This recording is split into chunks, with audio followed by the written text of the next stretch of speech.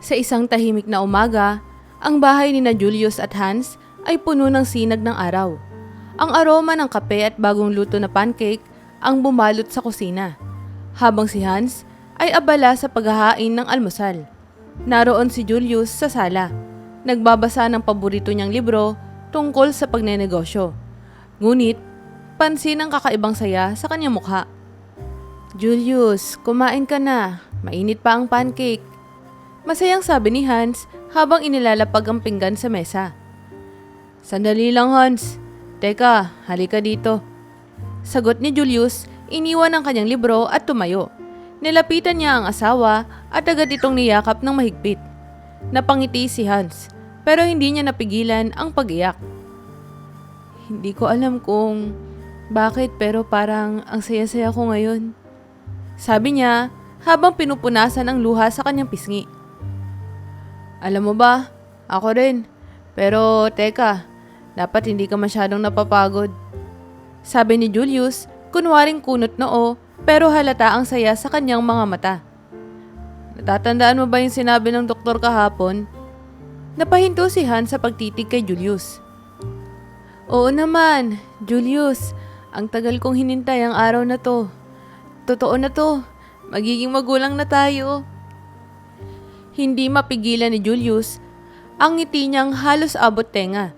Lumuhod siya sa harap ng asawa, tinutok ang kanyang mukha sa tiyan at mahinang sinabi, "Hello baby, ako ang daddy mo. Huwag kang pasaway ha, kasi ang mami mo lagi akong inaaway eh." Pabirong sabi niya. Tumawa ng malakas si Hans. "Hoy, ako pa ang nangaaway ha. Sino bang laging magulo dito?" Napatawa siya habang inaabot ang buhok ni Julius at inayos ito. Umupo sila sa mesa at sinimula ng kanilang almusal. Ngunit hindi maputol ang kanilang masayang usapan tungkol sa magiging anak nila. "Paano kaya kung babae siya?" tanong ni Julius, kunot noo habang iniuubos ang pancake. "Siguro magiging malaprinsesa siya," sagot ni Hans, sinundan ng mahina niyang tawa. "Ikaw ang bahala sa mga regalo ha. Gusto ko lahat ng magagandang damit para sa kanya." "Oo naman, pero kung lalaki naman, gusto ko magmana siya sa akin," tugon ni Julius na tila nagpapalakas ng loob. "Gusto ko siyang turuang maglaro ng basketball o kaya magtayo ng negosyo balang araw." Napatawa si Hans sa ideya ni Julius. "At paano kung hindi niya gusto ng basketball o negosyo?" Napaisip si Julius sandali bago ngumiti. "Wala akong pakialam. Basta magiging mabuting anak siya. At syempre, ipaparamdam natin sa kanya na mahal natin siya." Napatitig si Hans kay Julius.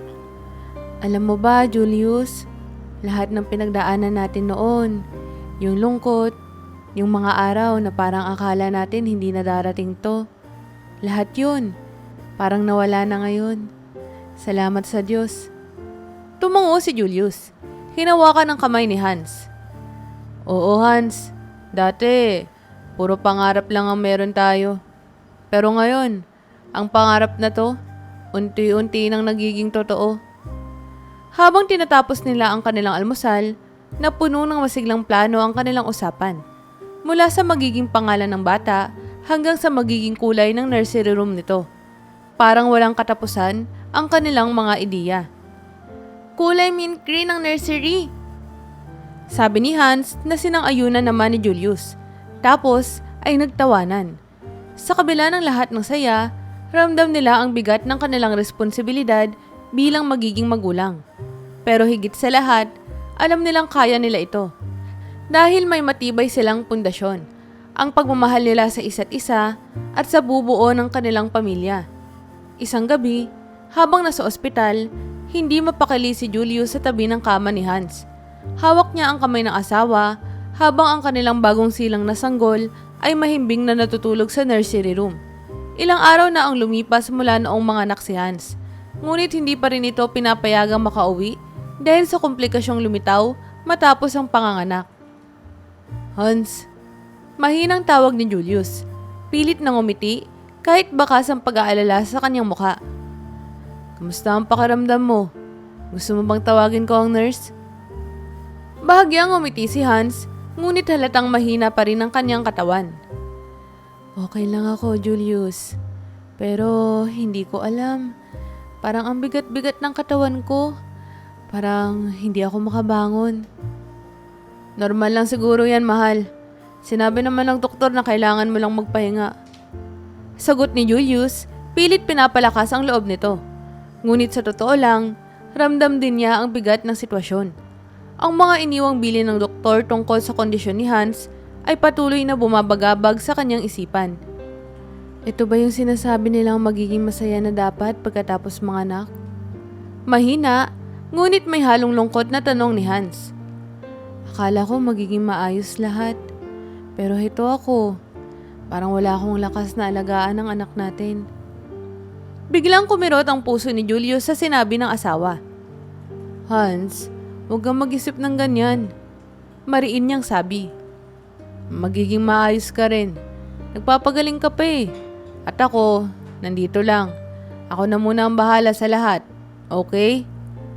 Hindi napigilan ni Hans ang mga luha niyang pumatak. Ang hirap, Julius. Pakiramdam ko ang layo ko sa anak natin. Gusto ko siyang alagaan. Gusto ko siyang yakapin. Pero parang wala akong magawa. Niyakap siya ni Julius ng mahigpit. Pinipigilan ang sariling umiyak. Hans, di mo kailangang alalahanin yan. Gagaling ka rin. Ang mahalaga, ligtas ka. Mahal kita. At mahal ko rin ang anak natin. Magiging pamilya tayo na buo at masaya. Pangako yan. Ngunit kahit anong tapang ang ipakita ni Julius, sa loob-loob niya ay pinapasan niya ang bigat ng mga nangyayari. Ang mga medical bill ay patuloy na tumataas at ang mga gamot na kailangan ni Hans ay dagdag pang gastusin. Alam niyang kailangan niyang maghanap ng paraan para tustusan ang lahat ng ito. Ngunit hindi niya rin magawang iwanan si Hans sa ospital ng matagal. Kinabukasan, dumating ang doktor upang magbigay ng update. Sir, kailangang manatili pa ng asawa niyo rito ng ilang araw para masiguro natin na tuloy-tuloy ang recovery niya. May infection na kailangan gamutin at hindi namin pwedeng ipagsapalaran na umuwi siya agad. Dok, wala bang ibang paraan para makauwi na kami? Ang totoo niyan, nahihirapan na po kasi kami sa gastos. Tanong ni Julius, pilit na itinatago ang kanyang kaba. Tumango ang doktor. Halatang nauunawaan ang sitwasyon. Gagawin namin ang lahat para makatulong. Pero kailangan tapusin natin ang gamutan, sir.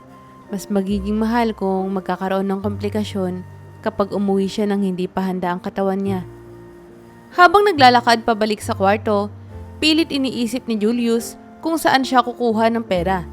Nang makita niya si Hans na nakangiti sa kanilang baby na karga ng nurse, bahagya siyang nakahinga ng maluwag. Kaya natin to. Bulong niya sa sarili habang pinagmamasdan ng kanyang pamilya. Gagawin ko ang lahat para sa inyo, Hans. Kahit ano. Sa mga sumunod na araw, naging abala si Julius sa pag-aasikaso ng mga pangangailangan sa ospital, habang iniisip kung paano haharapin ang mga problemang paparating. Ngunit sa gitna ng lahat ng ito, isang bagay ang nananatili. Ang pagmamahal niya kay Hans at sa kanilang anak, na nagbibigay sa kanya ng lakas na magpatuloy. Pagkatapos makalabas ni Hans at ng kanilang bagong silang na sanggol mula sa ospital, ramdam ni Julius ang bigat ng responsibilidad na nakapatong sa kanyang balikat. Masaya siya dahil sa wakas ay nariyan na ang kanilang anak. Ngunit kasabay ng saya ay unti-unting nararamdaman niya ang epekto ng sunod-sunod na gastusin. Ang bill sa ospital ay mas mataas kesa sa inaasahan nila dahil sa mga komplikasyon na naranasan ni Hans matapos manganak. Habang nagpapahinga si Hans sa kanilang maliit na kwarto, nakaupo naman si Julius sa dining table. Sa harap niya ay isang tambak ng mga resibo, bayarin sa ospital, gatas ng sanggol, diaper, at iba pang pangangailangan. Pinagpapawisan siya habang tinitingnan ang kabuoang halaga. Hans, tawag niya ng marahan. Sinisikap na wag ipakita ang alalahanin sa kanyang boses. Sumagot si Hans mula sa kwarto. Mahina pa rin ang boses. Bakit mahal? May kailangan ka ba? Lumapit si Julius sa kanya. Hawak ang isang piraso ng papel. Kailangan nating pag-usapan tong mga gastusin natin. Medyo mas mabigat kaysa sa inaasahan ko eh. Napatigil si Hans sa pagtitig sa kanilang natutulog na anak. Malaki ba talaga? Hindi pa sapat ang naipon natin. Umiling si Julius. Pilit nang umingiti. Sa totoo lang, Hans, hindi sapat. Napilitan akong humiram kay Kuya Leo para mabayaran yung ibang parte ng bill sa ospital. Nanlaki ang mga mata ni Hans. Humiram ka? Julius, paano natin babayaran yun? May mga pangangailangan pa ang baby. Bumuntong hininga si Julius. Halatang hirap na hirap. Alam ko, mahal. Pero wala akong ibang choice eh. Ayoko namang hindi mabigay ang kailangan ng baby natin. Babalik na lang ako sa trabaho agad bukas. At mag-overtime na lang ako para mapunan lahat. Napabuntong hininga si Hans. Pero bakas, ang lungkot sa kaniyang mukha. Hindi ko alam kung paano ko matutulungan ka, Julius. Gusto kong bumawi pero hindi ko pa talaga kaya. Ang hina-hina ko pa. Pinisil niya ang kamay ni Julius, pilit na hinahanap ang lakas sa asawa. Niyakap ni Julius si Hans ng mahigpit. Hindi mo kailangan mag-alala tungkol dyan. Ako ang bahala. Basta magpagaling ka. Kailangan ka ng baby natin. Ngunit sa kabila ng matibay na prente ni Julius, alam niyang hindi magiging madali ito. Kinabukasan, maagang umalis si Julius para sa trabaho. Ngunit hindi niya maiwasang makaramdam ng konsensya habang iniiwan si Hans at ang kanilang anak. Ang mga oras na dapat sana ay para sa pamilya ay nauubos sa paghahanap ng paraan para mairaos ang kanilang mga pangangailangan. Sa bahay naman, iniiyakan ni Hans ang sitwasyon. Habang yakap-yakap ang kanilang anak, bumubulong siya. Pasensya ka na, baby. Gagawin namin ang lahat para maibigay sa iyo ang maganda at maayos na buhay. Habang lumilipas ang mga araw, napansin ni Julius na lumalala ang kanilang sitwasyon. Ang perang pumapasok ay halos naubos din agad. Minsan, umuuwi siya ng gabi ng pagod na pagod. Pero kailangan pa niyang maglaan ng oras para magbantay sa bata dahil halos hindi pa makagalaw si Hans. Mahal, natutulog ka pa ba? Tanong ni Hans isang gabi habang nagpapainit siya ng gatas para sa baby. Tumawa si Julius, pilit na pinapagaan ang sitwasyon. Natulog yata ako kanina habang nakatayo. Biro niya, pero halata ang pagod sa kanyang boses. Napatigil si Hans. Julius, hindi na tama to. Baka mapagod ka ng sobra. Wala akong choice, Hans. Kailangan magtrabaho. Gusto kong maibigay ang lahat para sa inyo. Sagot ni Julius, ngiti ang nasa kanyang labi. Pero lungkot ang naroon sa kanyang mga mata. Habang nagpapatuloy ang ganitong cycle, unti-unti nilang napagtanto na hindi sapat ang pagsusumikap lang ni Julius. Kailangan nilang maghanap ng ibang paraan para maiahon ang kanilang sitwasyon. Ngunit sa bawat plano nilang gawin, tila mas maraming hadlang ang dumarating. Pagkalipas ng ilang linggo mula ng mga anak si Hans, nagsimula siyang makaramdam ng matinding lungkot na hindi niya maipaliwanag. Sa kabila ng presensya ng kanilang bagong silang na sanggol na si Baby Ellie, tila may mabigat na pakiramdam na bumabalot sa kanya. Nakahiga siya sa kanilang kama habang umiiyak ng tahimik. Takot na baka mapansin ni Julius ang kanyang kalagayan. Isang gabi, habang inaakay ni Julius si Ellie sa kanilang maliit na sala, lumapit siya kay Hans. Hans, mahal, okay ka lang ba? Napapansin ko, parang wala kang gana kumain nitong mga nakaraang araw. Tanong niya habang hinahagod ang likod nito. Tumingin si Hans sa asawa, pilit nang umiti. Pero bakas ang lungkot sa kanyang mga mata. Okay lang ako, Julius. Siguro, pagod lang talaga. Sagot niya, ang boses ay mababa at walang sigla. Hindi kumbinsido si Julius. Naupo siya sa tabi ni Hans at hinawakan ang kamay nito.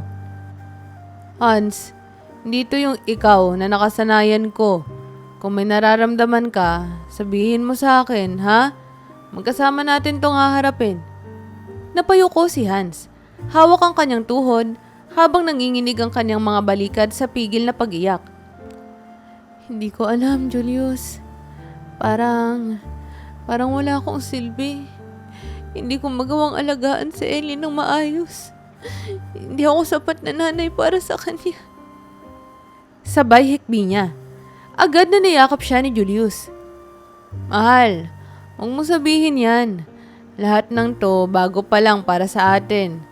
Natural lang na mahirapan ka, pero hindi ibig sabihin nun na wala kang silbi. Iba, Julius. Iba to.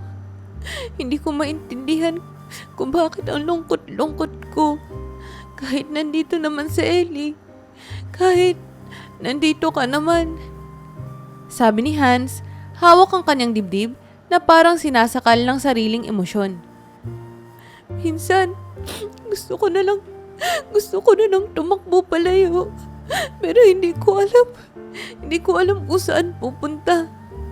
Napuno ng pag-aalala si Julius habang tinitignan ng asawang tila nawawalan ng lakas. Hans, baka ito yung tinatawag nilang postpartum depression. Wala kang kasalanan kung nararamdaman mo yan. Pero kailangan nating humingi ng tulong. Napailing si Hans. Hindi, Julius. Ako na lang. Ayokong isipin ng iba na mahina ako. Na hindi ko kayang maging ina. Mahal, hindi to tungkol sa pagiging mahina. Sagot ni Julius, mariin ang boses, ngunit puno ng pagmamahal. Tungkol to sa pagmamahal sa sarili mo, Hans. Paano mo maalagaan si Ellie kung hindi mo aalagaan ang sarili mo? Dahan-dahang tumungo si Hans. Sa kabila ng kanyang pag-aalinlangan, ramdam niya ang sinseridad sa mga salita ng asawa. Pero paano tayo? Paano si Ellie? Di ko alam kung saan tayo magsisimula. Ngumiti si Julius at tinawakan ng kanyang mukha. Magsisimula tayo sa pag-usap. Kung kailangan nating kumonsulta sa doktor o counselor, gagawin natin. Hindi kita pababayaan, Hans. Tayong dalawa, magkasama natin tong lalagpasan. Napayakap si Hans sa kanya, umiiyak na parang bata. Sa puntong iyon, kahit pa puno ng takot at pangamba si Hans, nahanap niya ang bahagyang ginawa sa mga bisig ng asawa. Alam niyang mahaba pa ang landas na tatahakin nila. Ngunit ang pagtitiwala niya kay Julius ang nagsilbing unang hakbang tungo sa pagbangon. Pagkatapos ng ilang buwan mula ng mga anak si Hans, naging mas mahirap para kina Julius at Hans ang araw-araw na buhay. Si Julius ay halos hindi na makita sa bahay dahil abala siya sa trabaho.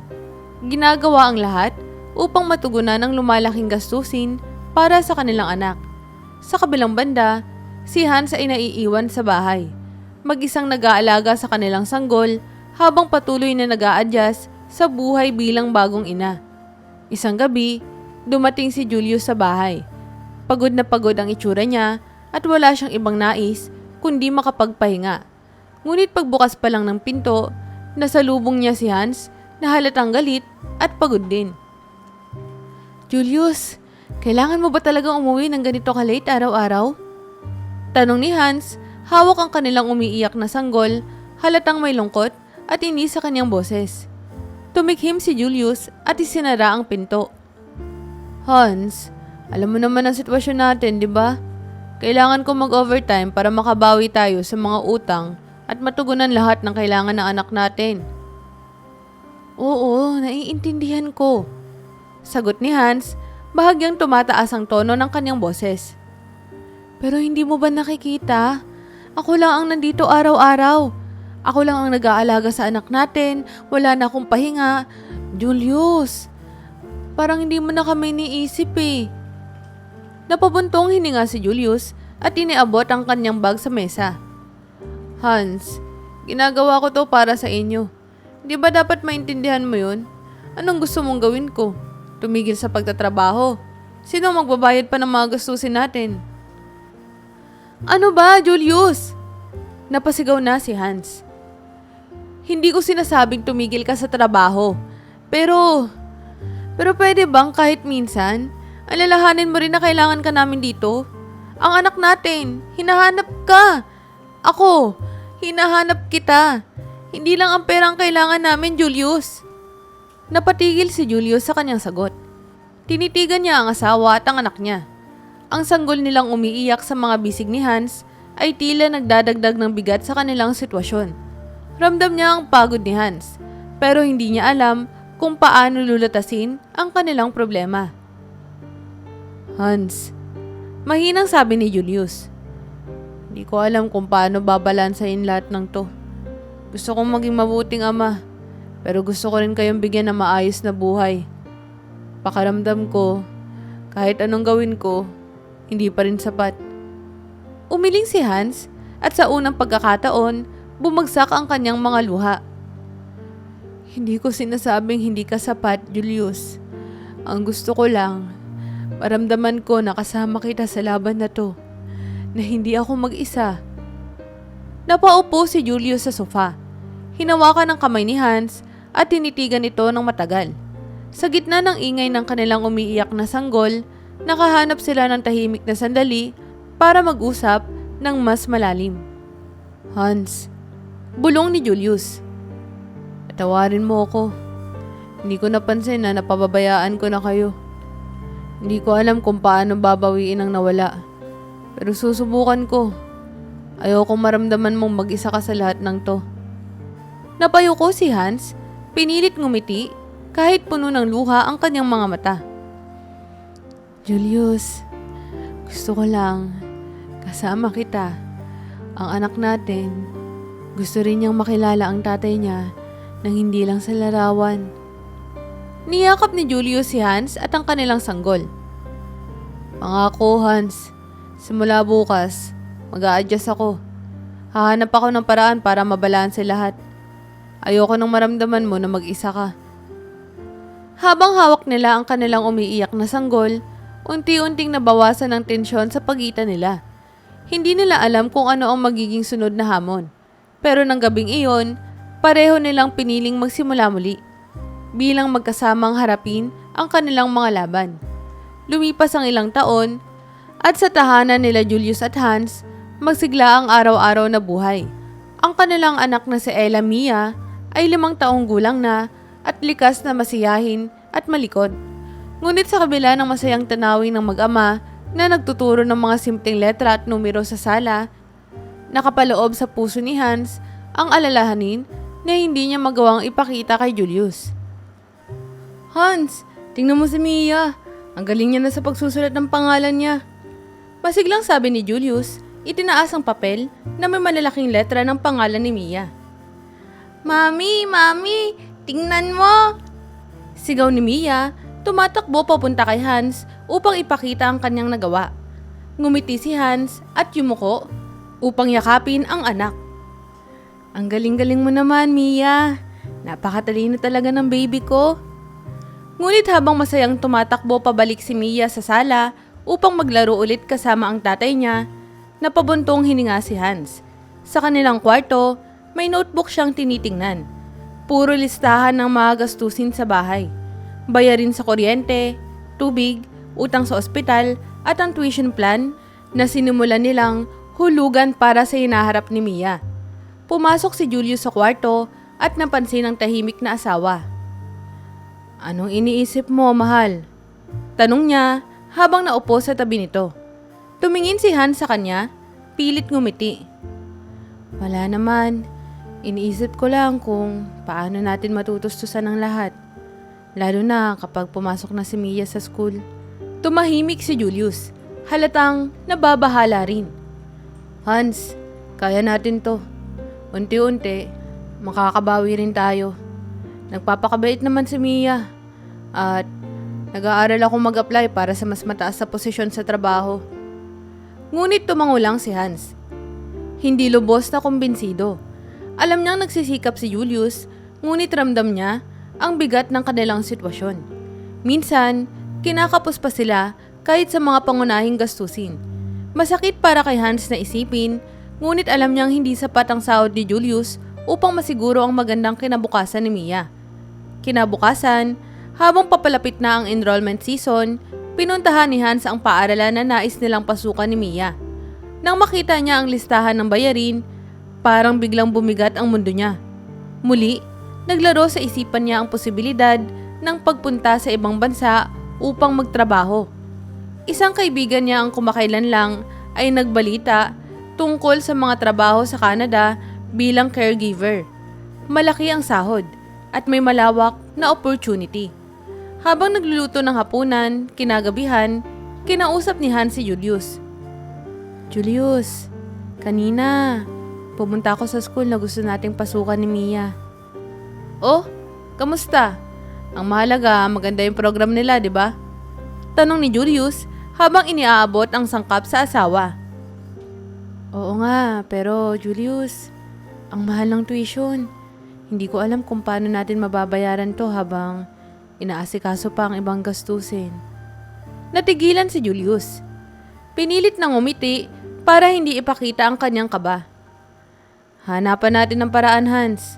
Ayoko namang mag-alala ka pa. Ngunit hindi napigilan ni Hans ang mabigat na damdaming bumalot sa kanya. Julius, napaisip lang ako. Paano kung may ibang paraan? May kaibigan akong nagsabi tungkol sa trabaho sa ibang bansa. Malaki ang sahod. Baka makatulong. Biglang nag-iba ang ekspresyon ni Julius. Ano? Hans, bakit ka nag-iisip ng ganyan? Ang layo naman nun. Sinong mag-aalaga kay Mia kung aalis ka? Hindi kong sinasabing aalis ako agad. Sagot ni Hans, pinipilit na gawing kalmado ang boses niya. Pero gusto ko lang isaalang-alang ang lahat ng posibleng paraan. Lahat ng to ay para kay Mia. Ayokong lumaki siyang nagkukulang. Pero anong kapalit?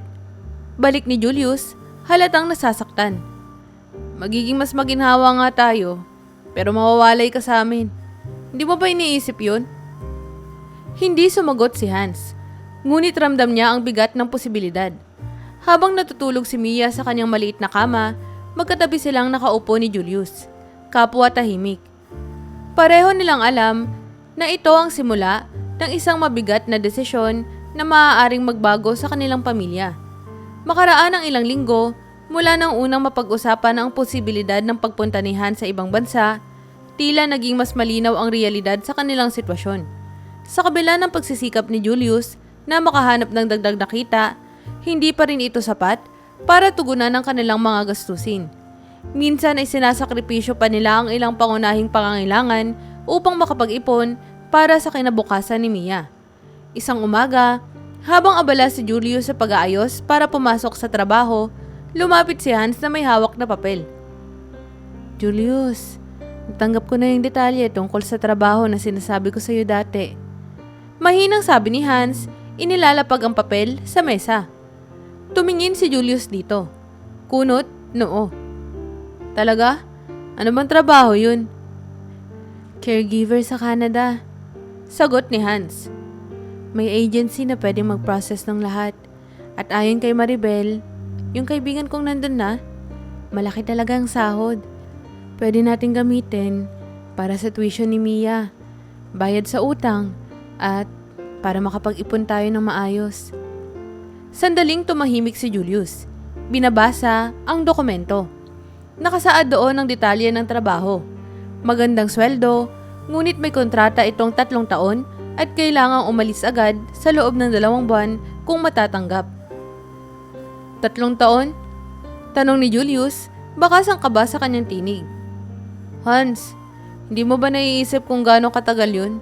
Paano si Mia? Paano tayo? Alam kong mahirap, Julius.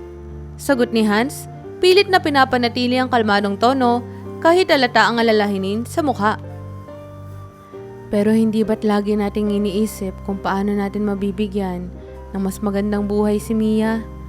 Kung mananatili tayo sa ganitong sitwasyon, baka mas mahirapan siya sa hinaharap.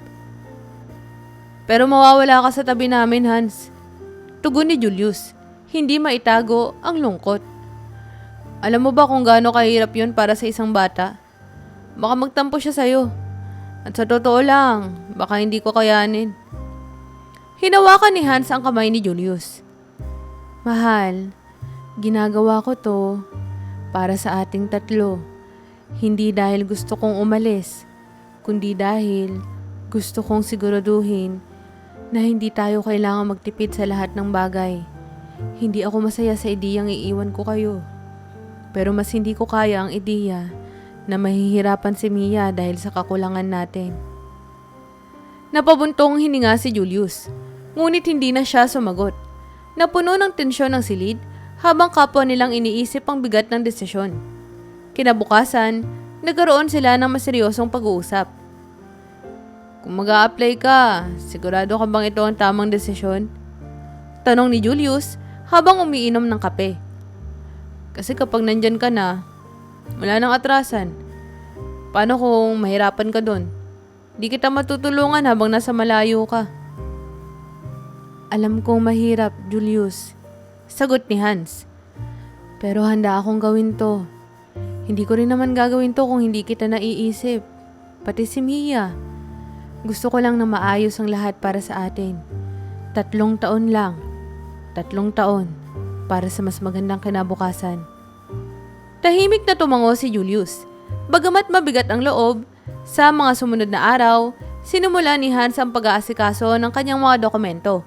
Habang abala siya sa pagkuha ng mga kinakailangang papeles, hindi niya mapigilang mapaluha sa tuwing nakikita si Mia. Lalo na tuwing magtatanong ang bata. Mami, bakit busy ka palagi? Hindi na tayo nakakapaglaro. Pinipilit niyang ngumiti sa anak at sinasabing, busy lang si Mami, baby. Pero promise, babawi si Mami sa'yo. Habang abala si Hans, si Julius naman ay patuloy na sinisikap ang balansehin ang kanyang damdamin. Mahal niya si Hans at alam niyang ginagawa nito ang lahat para sa kanila. Pero hindi niya maiwasang magtanong sa sarili. Hanggang kailan kaya namin titiisin ang layo at lungkot na to?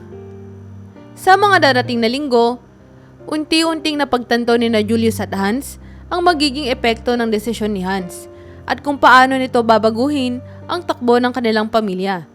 Lumipas ang mga linggo at tuluyang natanggap si Hans sa trabaho bilang caregiver sa Canada.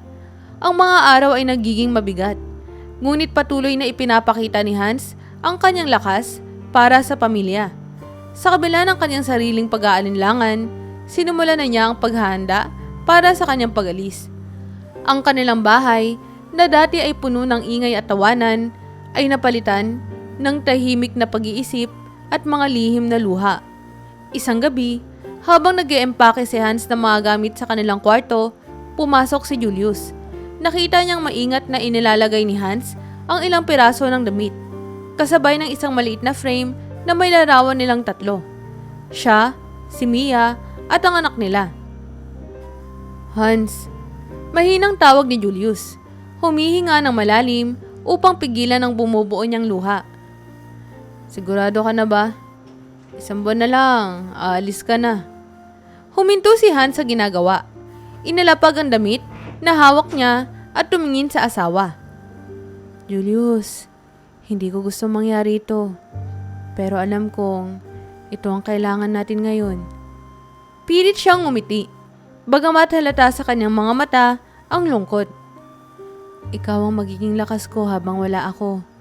Kailangan kong malaman na kaya mo to para kayanin ko rin. Hindi sumagot si Julius. Bagkos ay naupo sa kama at hinila si Hans papunta sa kanya. Mahal, natatakot ako. Mahina niyang sabi. Hindi lang dahil mawawala ka, pero dahil hindi ko alam kung paano ko magagampanan ang lahat habang wala ka. Hinawakan ni Hans ang kamay niya, marahang pinisil iyon. Julius, alam kong mahirap, pero naniniwala akong kaya mo. Kilala kita, at hindi ako aalis nang hindi ako sigurado na maaalagaan mo si Mia. Paano kung magalit siya sa'yo? Paano kung magtampo siya dahil hindi ka niya laging kasama? Tanong ni Julius, halos pabulong. Napayuko si Hans. Nangingilid ang luha sa kanyang mga mata. Alam kong darating ang panahon na magtatanong siya. At baka nga magalit siya. Pero balang araw, Mauunawaan din niya kung bakit ko kailangan gawin to. Para sa kanya, para sa atin. Sa mga sumunod na araw, naging mas mabigat ang bawat sandaling magkasama sila. Pilit nilang ginugugol ang oras bilang isang pamilya. Ngunit ang ideya ng nalalapit na pag-alis ni Hans ay parang ulap na laging nakabitin sa kanilang ulunan. Isang gabi, bago ang pag-alis ni Hans, nagdao sila ng simpleng hapunan sa bahay. Si Mia, na hindi pa lubos na nauunawaan ang sitwasyon, ay masiglang kumakain ng paborito niyang spaghetti, habang si Julius at si Hans ay tahimik lang nagmamasid sa kanya. "Mami, sabi mo maglalaro tayo bukas, 'di ba?" Tanong ni Mia, ngiting-ngiti habang nakatingin kay Hans. Napatigil si Hans, ngunit agad siyang ngumiti. Pilit itinatago ang kirot sa kanyang puso. "Baby, hindi mo na si Mami makakapaglaro bukas. Kailangan kong umalis sandali eh." "Aalis ka po? Bakit po? Kailan ka po babalik?" Tanong ni Mia, bahagyang nakukunot ang noo. Huminga ng malalim si Hans at lumapit kay Mia. "Baby, kailangan ni Mami magtrabaho sa malayo para mabigyan ka ng mas maraming laruan, masarap na pagkain, at para makapag-aral ka sa magandang school. Pero promise, babalik ako agad." "Promise?" Tanong ni Mia, umaangat ang maliit na kamay upang ilak ang pinky finger niya kay Hans. Ngumiti si Hans at nakapag-pinky promise sa anak. "Promise, baby." Kinabukasan, sa airport, naging masakit ang pagpapaalam. Mahigpit na niyakap ni Hans si Mia, habang paulit-ulit na sinasabi sa bata na mahal niya ito. Si Julius naman, kahit pilit na nilalabanan ang damdamin, ay hindi napigilan ng mga luha. "Julius," sabi ni Hans bago siya sumakay sa eroplano. "Pakiusap, alagaan mo si Mia para sa akin at alagaan mo rin ang sarili mo." "Hans, pangako." Sagot ni Julius, mahigpit na hinawakan ng kamay ng asawa. "Hintayin ka namin. Huwag kang mag-alala. Gagawin ko ang lahat para sa pamilya natin." Habang palayo si Hans, hindi maiwasang humigbi ni Mia. "Daddy, bakit po aalis si Mami?" "Baby," mahina, ngunit puno ng pagmamahal na sagot ni Julius. "Aalis si Mami para sa atin. Pero babalik siya kasi mahal na mahal niya tayo." At doon, habang unti-unting nawawala sa paningin nila si Hans, naiwan ang mag-ama na parehong puno ng lungkot ngunit nananatiling magkasama. Umaasa sa araw ng muling pagkikita. Sa mga unang buwan ng pag-alis ni Hans, naging mahirap ang bawat araw para kina Julius at Mia. Ang dating masayang ingay ng kanilang bahay ay tila napalitan ng katahimikan na puno ng pangungulila. Si Mia, na nooy likas na masayahin, ay unti-unting naging tahimik at madalas magtanong tungkol sa kanyang ina. "Daddy, bakit hindi na tumatawag si Mami araw-araw?"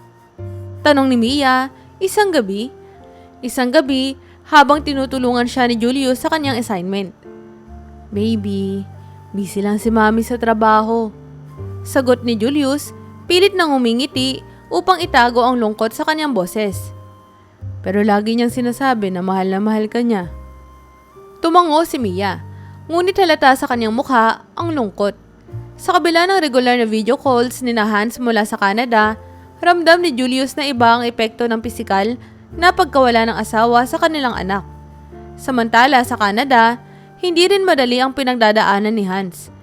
Bagamat masigla siyang makipag-usap, tuwing tumatawag siya kina Julius at Mia, ang katotohanan ay iba sa likod ng kamera. Madalas siyang napapagod sa trabaho. At ang malamig na klima ay nagdadagdag pa ng pakiramdam na pagkakalayo sa kanyang pamilya. Sa isang tawag kay Julius, hindi niya maiwasang maglabas ng kanyang nararamdaman. "Julius, alam mo ba kung gaano kahirap dito? Minsan, gusto ko na lang umuwi. Pero natatakot akong masira lahat ng pinaghirapan natin." "Mahal, naiintindihan ko." Sagot ni Julius, bagamat hindi niya maitago ang kaba sa kanyang tinig. Pero isipin mo na lang si Mia. Ginagawa mo to para sa kanya. At kami naman ni Mia, palagi kang hinihintay. Namimiss ko kayo. Sobra. Umiiyak na sagot ni Hans. Si Mia, okay lang ba siya? Natahimik si Julius sandali.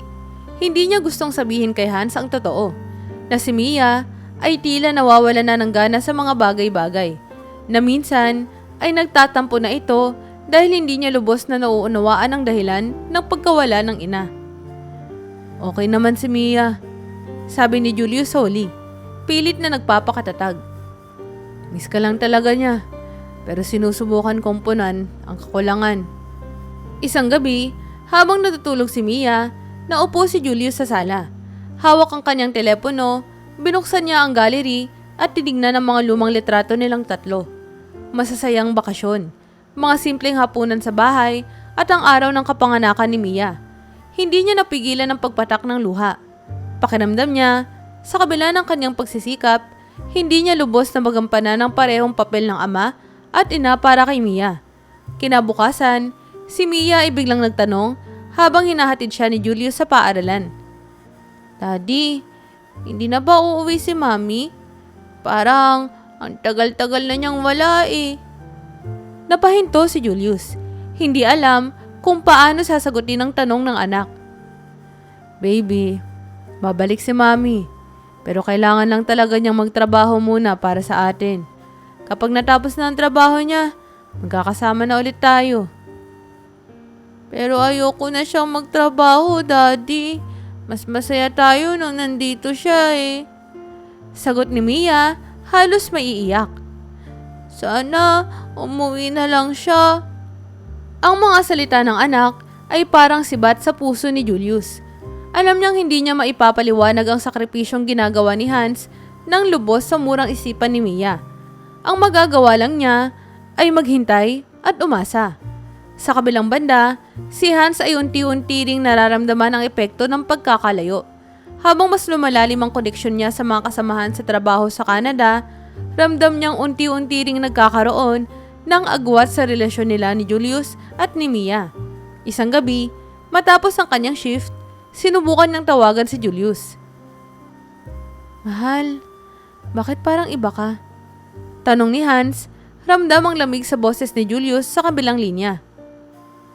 Hindi naman sa ganon, sagot ni Julius, pilit na nagpapakalma. Siguro, pagod lang ako. At alam mo na, maraming kailangang asikasuhin kay Mia. Hindi na sumagot si Hans, ngunit ramdam niya na may malalim na pagbabago sa kanilang dinamika bilang mag-asawa. Nagsimula siyang magtanong sa sarili kung tama ba ang desisyong iwan ang pamilya para magtrabaho sa ibang bansa. Sa paglipas ng mga buwan, ang lamat sa relasyon ng kanilang pamilya ay unti-unting lumalaki.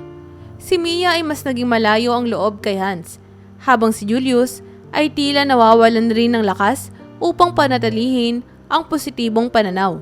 Samantala, si Hans, bagamat nagtatagumpay sa kanyang trabaho, ay patuloy na nakararanas ng matinding guilt at homesickness.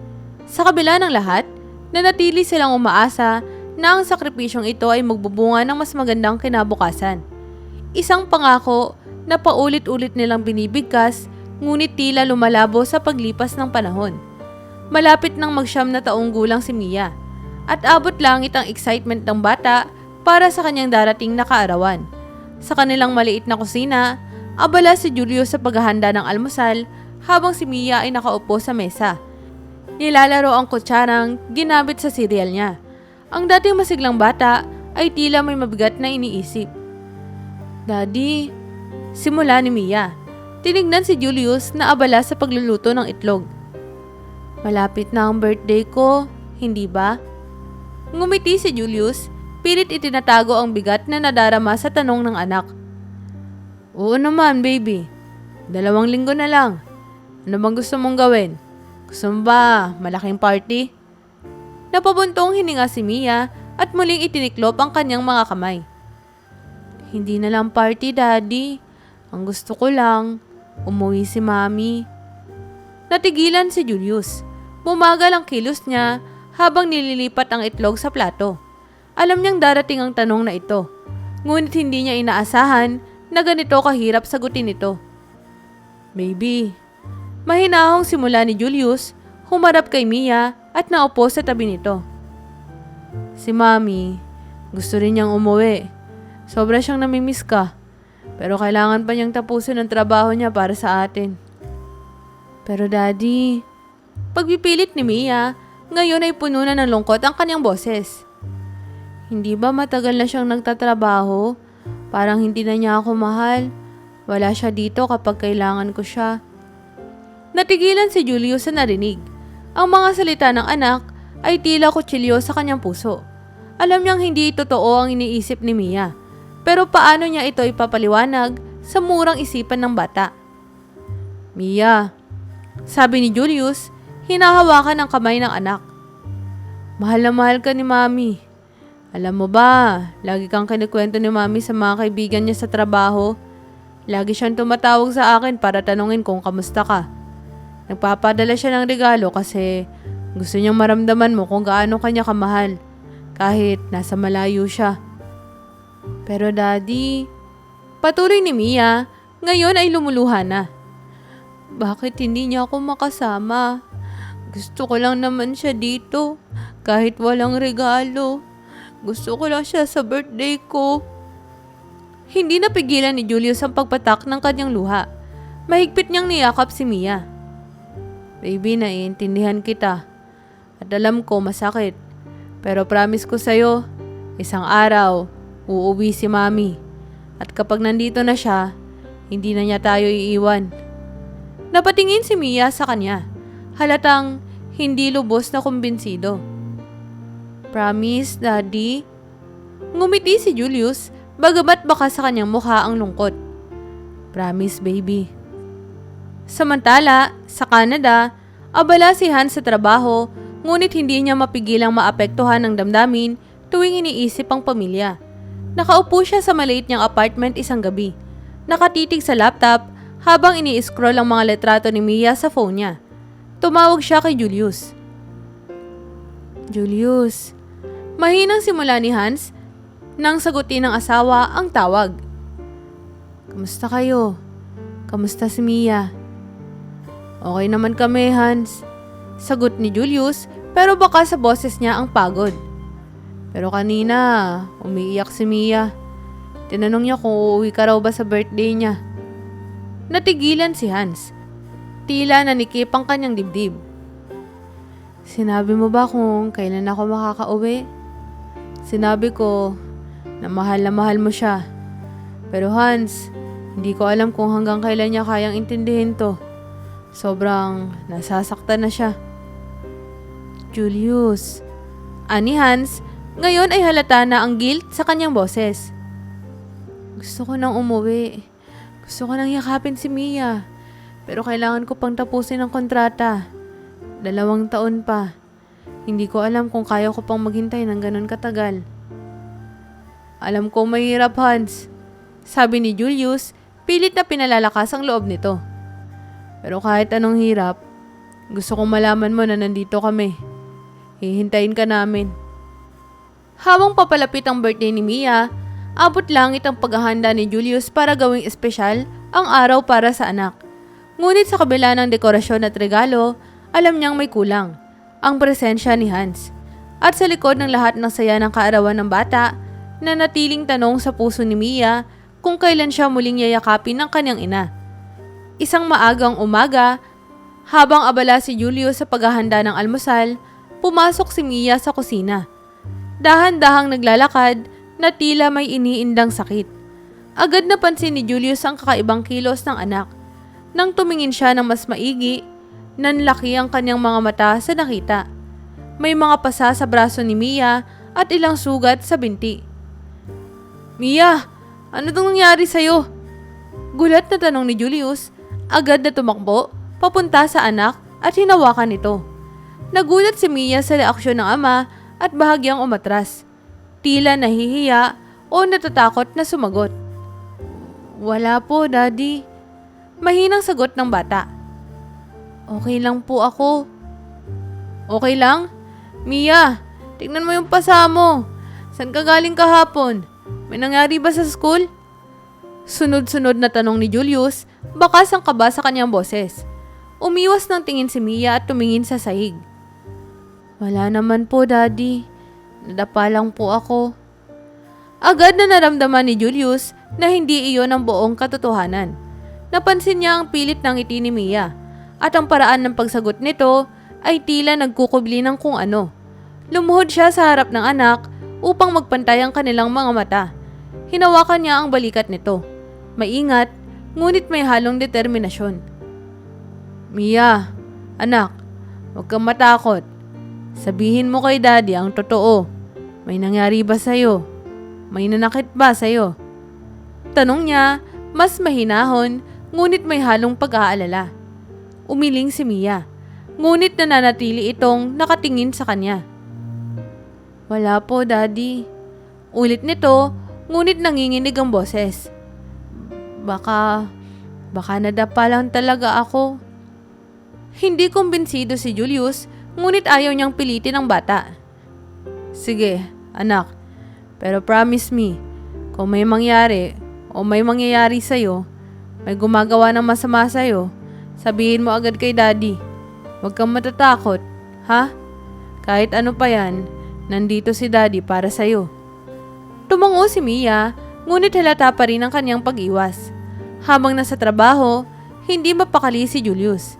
Paulit-ulit niyang iniisip ang mga sugat at pasa ni Mia at ang paraan ng pagsagot nito na tila may itinatago.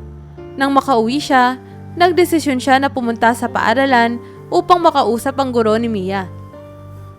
Mrs. Cruz, bungad ni Julius sa guro ng kanyang anak. May napansin kasi ako kay Mia nitong umaga.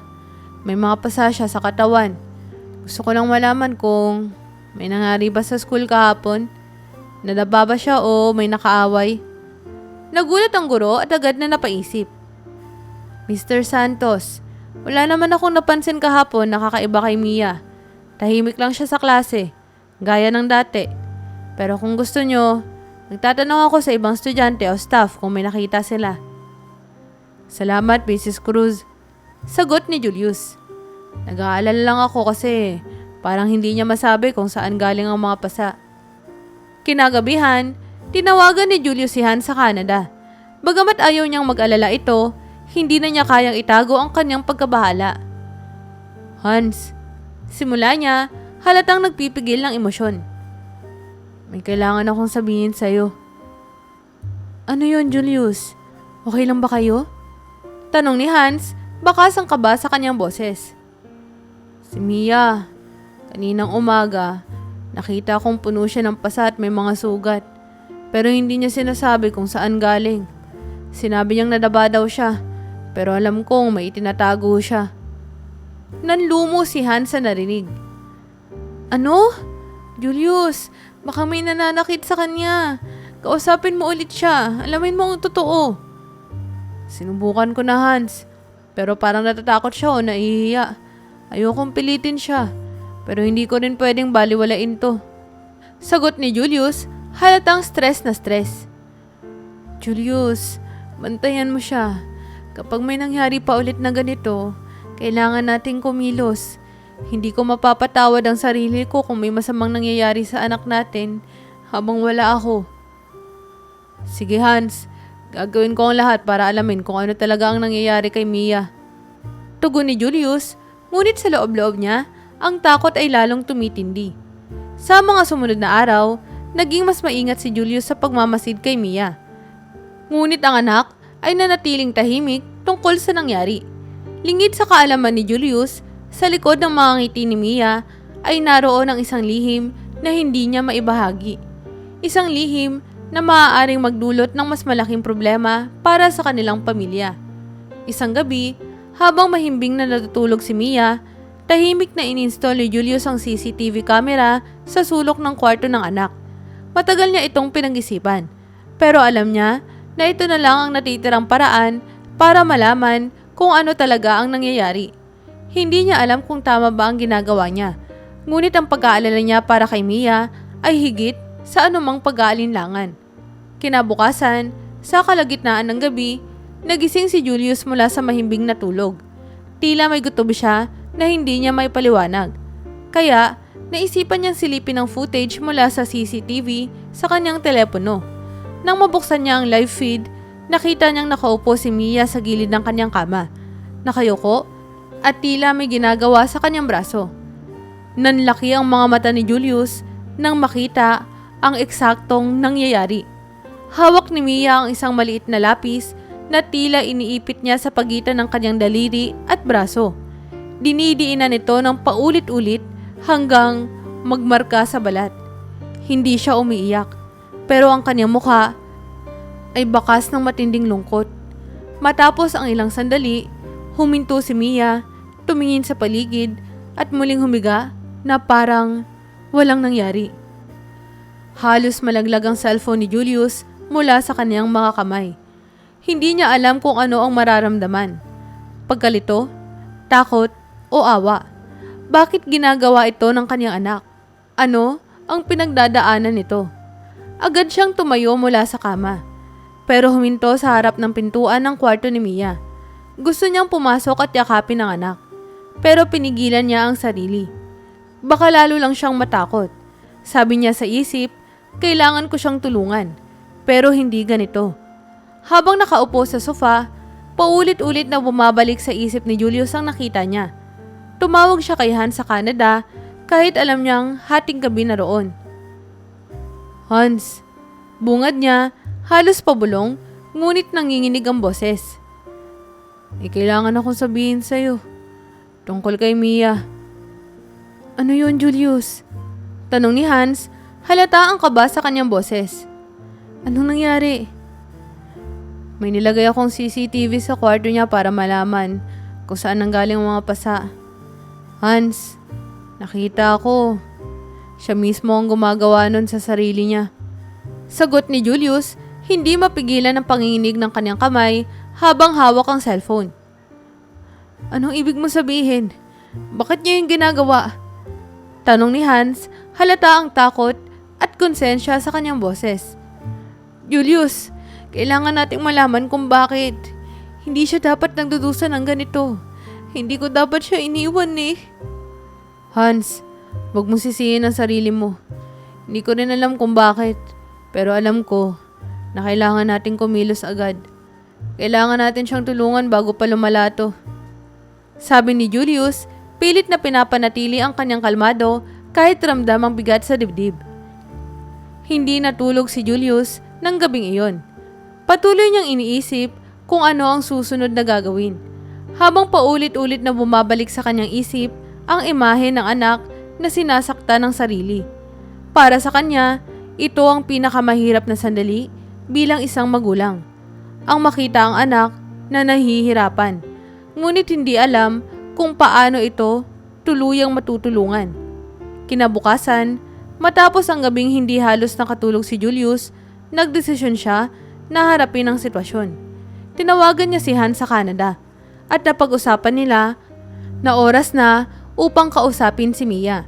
Sa pamamagitan ng isang video call, nagkasundo silang magtulungan upang maunawaan ang pinagdaanan ng kanilang anak. Sa sala ng kanilang bahay, naupo si Julius sa tabi ni Mia, habang hawak ang tablet kung saan nakikita nila si Hans sa screen. Ang maliit na mukha ni Mia ay puno ng pagtataka at pag-aalala, lalo na nang makita niya ang parehong seryoso ang kanyang mga magulang. Baby, simula ni Julius, hinawakan ng maliit na kamay ni Mia. May kailangan kaming pag-usapan ni Mami. Alam naming hindi ka okay nitong mga nakaraang araw. Anak, sabat ni Hans mula sa tablet. Malambing ang boses, ngunit bakas ang lungkot. Alam naming may nararamdaman kang mabigat. Gusto naming malaman kung ano yun, para matulungan ka namin. Tahimik si Mia. Iniwas ang tingin mula sa kanyang ama at sa screen. Nakita ni Julius kung paano unti-unting nanikip ang dibdib ng kanyang anak. Tila pigil na pigil ang emosyon. Baby, muling sabi ni Julius, mahinahon ngunit puno ng pagmamahal. Nakita ni Daddy kagabi. Nakita ko kung paano mo sinasaktan ang sarili mo. Anak, Bakit mo ginagawa yun? Anong nararamdaman mo? Napayuko si Mia at biglang tumulo ang kanyang mga luha. Mahina niyang sinabi, "Kasi po, naiinggit ako." "Naiinggit? Kanino, anak?" Tanong ni Hans, halatang pigil ang sariling luha. Sa pagitan ng mga hikbi, inamin ni Mia, "Sa mga kaklase ko po, kasi buo po ang pamilya nila. Yung mami po nila, lagi nilang kasama. Lagi nilang kinikwento sa school kung paano sila nilalaro o tinutulungan ng mga nanay nila sa assignments. Ako po, wala akong may kwento." Halos mabiyak ang puso ni Julius sa mga salita ng anak. Si Hans, sa kabilang linya, ay hindi mapigilang umiyak. "Baby," sabi ni Hans, pilit pinapakalma ang sarili. "Hindi dahil wala ako dyan. Hindi na buo ang pamilya natin. Mahal na mahal ka ni Mami. Kahit malayo ako, ginagawa ko to para sa'yo, para sa atin." "Pero Mami," patuloy ni Mia, ngayon ay umiiyak na. "Hindi naman po kasi ganito ang gusto ko. Mas gusto ko pong nandito ka. Ayoko ng mga regalo.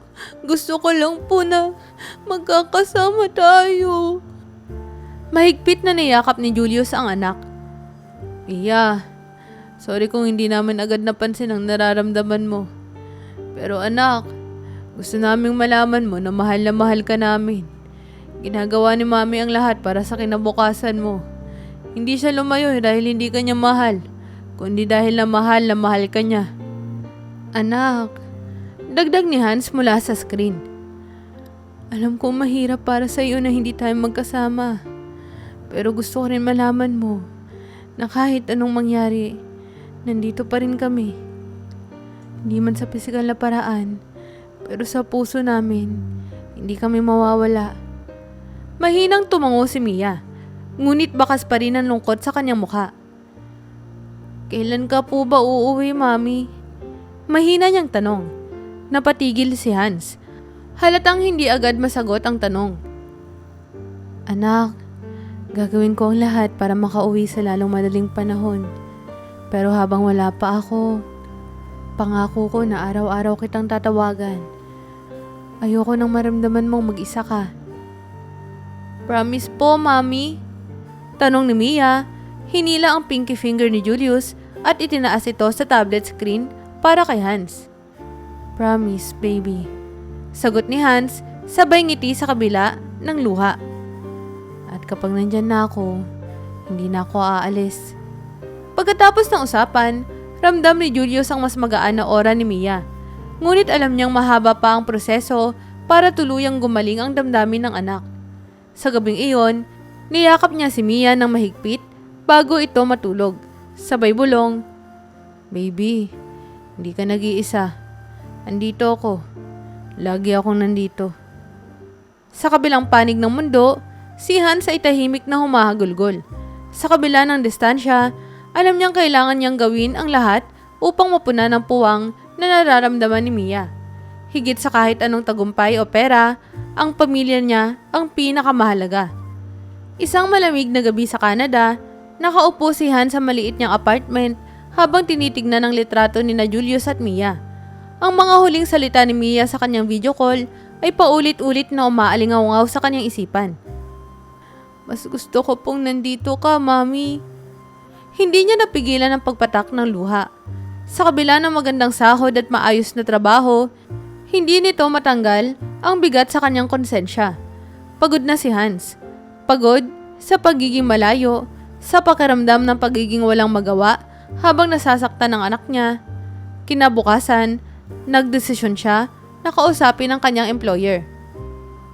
"Sir," mahina niyang sabi, bit-bit ang resignation letter sa kamay. "Pasensya na po, pero kailangan ko nang umuwi sa pamilya ko." Nagulat ang kanyang employer. "Hans, sigurado ka ba?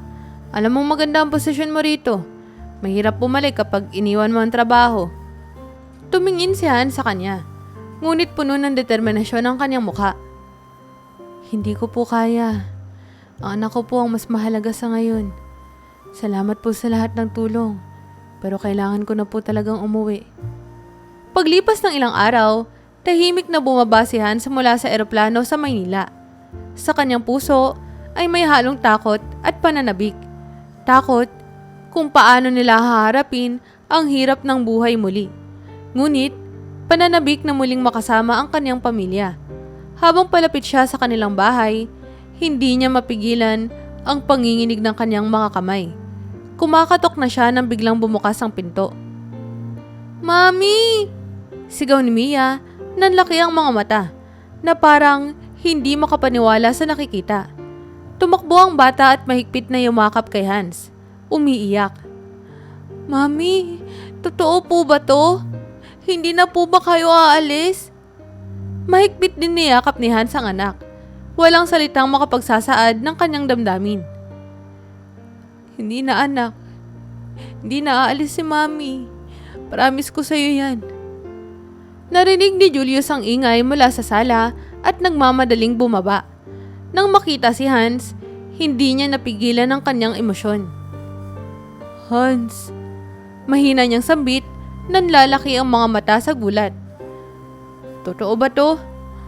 Uuwi ka na talaga?" Tumango si Hans, ngayon ay umiiyak na rin. "Julius, hindi ko na kaya. Mas importante kayo kesa sa kahit anong pera. Wala akong pakialam kung wala tayong ipon o kung kailangan nating magsimula ulit. Basta magkakasama tayo. Okay na ako dun." Hindi na nagsalita si Julius. Mahigpit niyang niyakap ang asawa at sabay silang humagulgol. Ang damdaming naipon mula sa mga taong pagkakalayo ay tila na ibuhos sa yakap na iyon. Sa likuran nila, mahigpit pa ring nakayakap si Mia sa kanyang ina.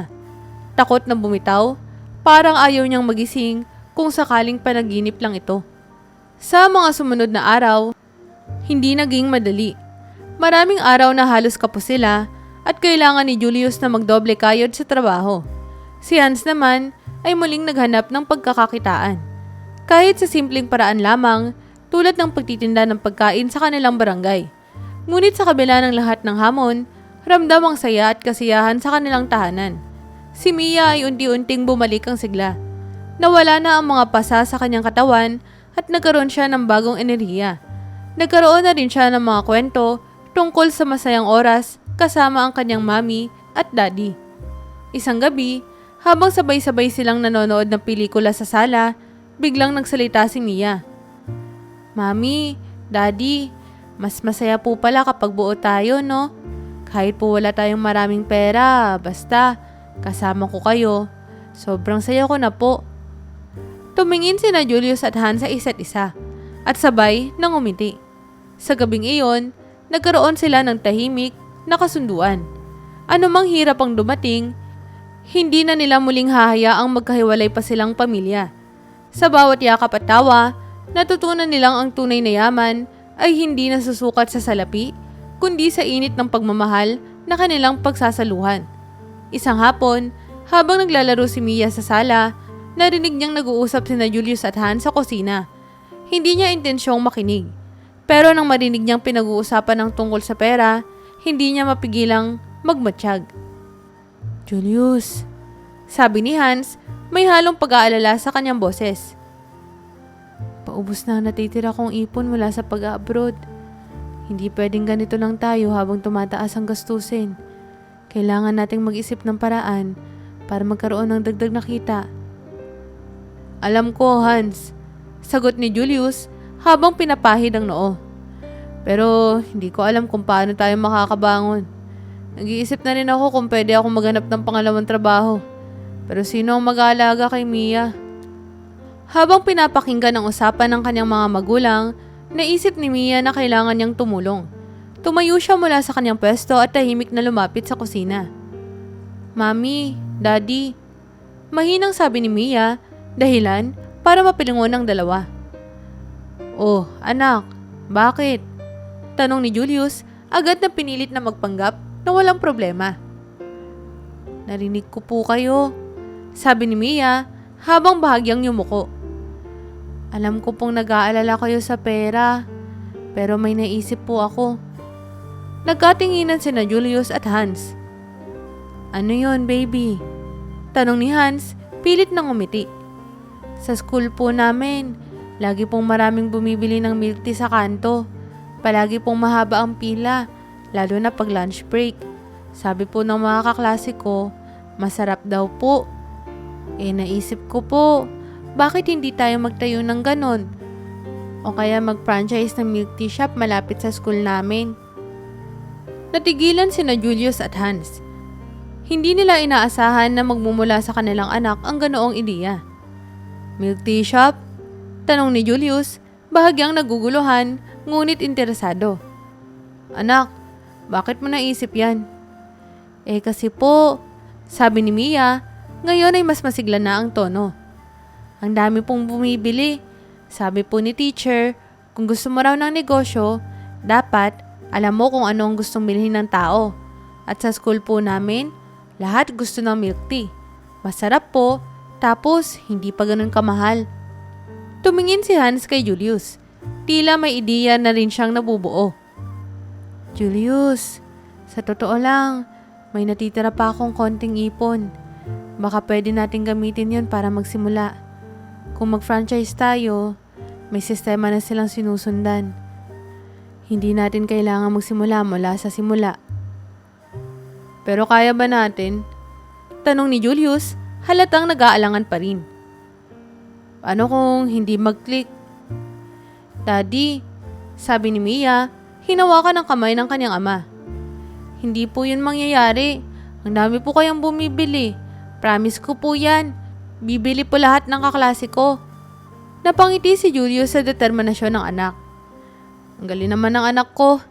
Ang late mo pa pero iniisip mo na kung paano tayo matutulungan. Tumingin si Hans kay Julius. Ngayon ay mas seryoso na. Julius, baka ito na ang sagot sa problema natin. Hindi to magiging madali. Pero kung pagsusumikapan natin, baka magtagumpay tayo. Para rin to kay Mia at sa kinabukasan niya. Matapos ang mahabang usapan, napagdesisyonan nilang subukan. Sa mga sumunod na araw, nagsimula silang mag-research tungkol sa franchising ng milk tea shops. Bumalik si Han sa kanyang ipon at ginamit ito bilang kapital. Naghanap sila ng magandang lokasyon at dahil malapit ito sa school ni Mia, siguradong maraming bata ang kanilang magiging customer. Pagkaraan ng ilang linggo, nagbukas ang kanilang milk tea shop sa tapat ng school ni Mia. Pinangalanan nila itong Mia's Milk Tea bilang pasasalamat sa anak nilang nagbigay ng ideya. Sa unang araw ng pagbubukas, dinagsa sila ng mga estudyante, magulang at guro. Si Mia mismo ang tumulong sa pag-aabot ng mga flyer. Masiglang iniimbita ang kanyang mga kaklase na bumili. Mami, Daddy, tingnan nyo, ang dami nilang bumibili. Masayang sigaw ni Mia habang nagmamasid sa mahabang pila. Pagkaraan ng ilang buwan, ang maliit na milk tea shop na itinayo nila Julius, Hans at Mia ay naging tanyag hindi lang sa mga estudyante kundi pati na rin sa mga magulang at guro sa lugar. Ang Mia's Milk Tea ay hindi na lang simpleng negosyo.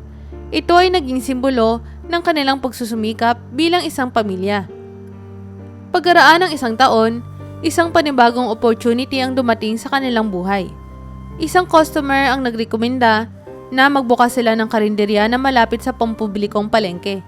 Dahil sa dami ng mga taong bumibili sa kanilang milk tea, napagtanto nila Julius at Hans na maaaring magtagumpay rin sila sa ibang uri ng negosyo. Sa paglipas ng panahon, hindi lang isa, kundi 2 pa ang nadagdag na branches ng kanilang milk tea shop at karinderya. Naging masaya at puno ng sigla ang kanilang negosyo. At hindi nagtagal, natustusan na nila ang lahat ng gastusin at may sobra pa para sa ipon at bakasyon. Isang gabi, habang magkakasama silang 3 sa kusina ng bahay, masayang nagkikwentuhan, nagsalita si Julius.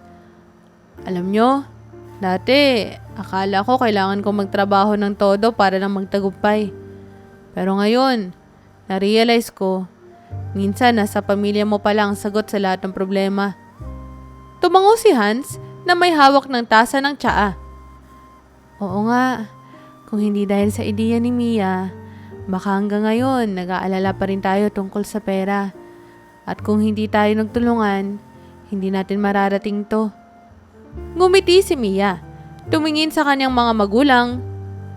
Mami, Daddy, ang saya-saya ko po kasi lagi kayong magkasama. Kaya po siguro gumanda lahat. Niyakap nila si Mia ng mahigpit. Sa gabing iyon, napatunayan nila na higit sa anumang tagumpay, ang tunay na kayamanan nila ay ang pagkakaisa at pagmamahalan bilang isang pamilya. At sa bawat milk tea na ginagawa at ulam na niluluto, ipinapasa nila ang kwento ng kanilang sakripisyo, pagsisikap at tagumpay sa bawat taong tumatangkilik sa kanilang negosyo.